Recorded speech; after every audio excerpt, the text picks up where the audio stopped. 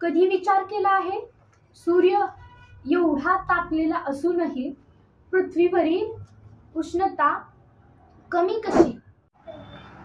नमस्कार, माझं नाव अनुष्का दीपक जुद्दर व माझे मूळ गाव घाणन व तालुका आटपाडी, जिल्हा सांगली. मी सध्या तरी शिक्षणासाठी पुणे येथे राहते.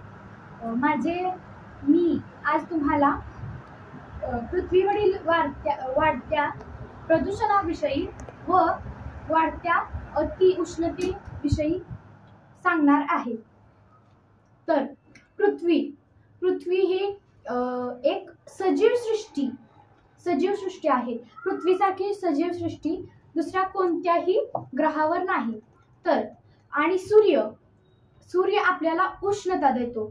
पण कधी विचार केला आहे सूर्य एवढा तापलेला असूनही पृथ्वीवरील उष्णता कमी कशी?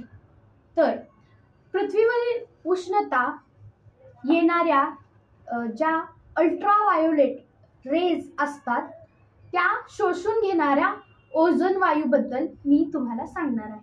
तर ओझोन वायूला पृथ्वीचे संरक्षण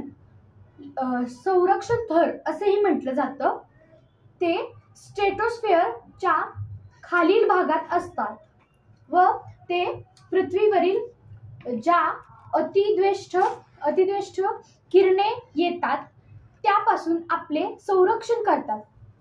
ते संरक्षण जर कमी झाले तर आपली पृथ्वी जळून राख होऊ शकते. ते असे कारण जे आपण AC, फ्रीज वगैरे वापरतो त्याच्यात क्लोरोफ्लोरोकार्बन्स व टेट्राक्लोराइड हे इनर्ट गॅसेस असतात. ते इनर्ट गॅसेस ओझोन वायूमध्ये मिक्स होतात व हळूहळू ओझोन वायूचा थर कमी होऊ लागतो. त्यामुळे पृथ्वीवरील तापमान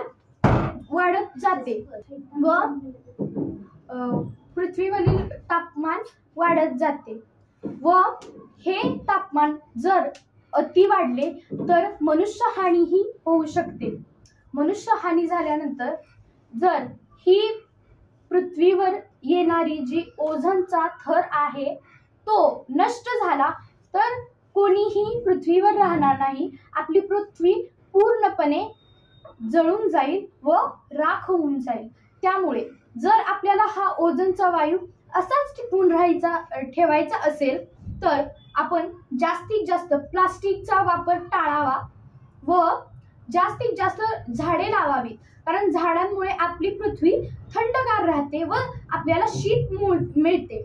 झाडांमुळे आपला ओझोनचा थर वाढत जातो.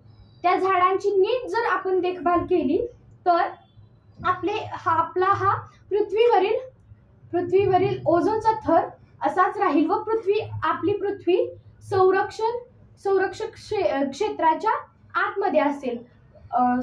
16 सप्टेंबर हा दिवस आपण ओझोन प्रोटेक्शन डे म्हणून साजरा करतो. जगभरात हा दिवस मोठ्या आनंदाने साजरा केला जातो व कित्येक झाडे लावले जातात.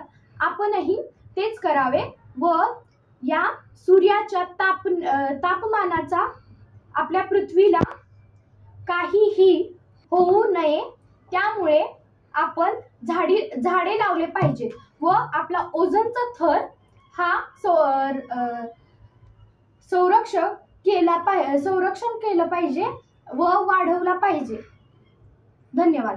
काँग्रेस येईल का, राष्ट्रवादी येईल का, शिवसेना येईल का किंवा भाजप येईल का? घरापुढे 4 झाडं लावा, सावली मात्र नक्की येईल. त्यामुळे आपल्याला जर ओझोनचा थर वाचवायचा असेल तर झाडे नक्की लावा. धन्यवाद. Hi friends, and my name is Anushka Deepak Juddar and I am from Ghanan, Taluka Atpadi, District Sangli, but I am living in Pune for my education. I will tell you about the higher temperature on earth and the incoming pollution. the earth. The earth is the living world, the one in the solar system that have living world, living organism. And on the earth there is very heat and temperature of sun. You know that the temperature on earth is sun is from the sun, and it was the various, but the the the reason of the is the ozone layer. Ozone layer is known as the protective shell on the earth. It protects our earth from the ultraviolet rays that comes from the sun. The ozone layer is middle in the sun and earth.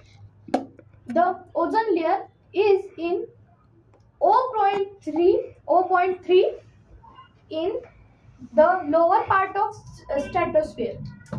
That the ozone layer absorbs the ultraviolet rays and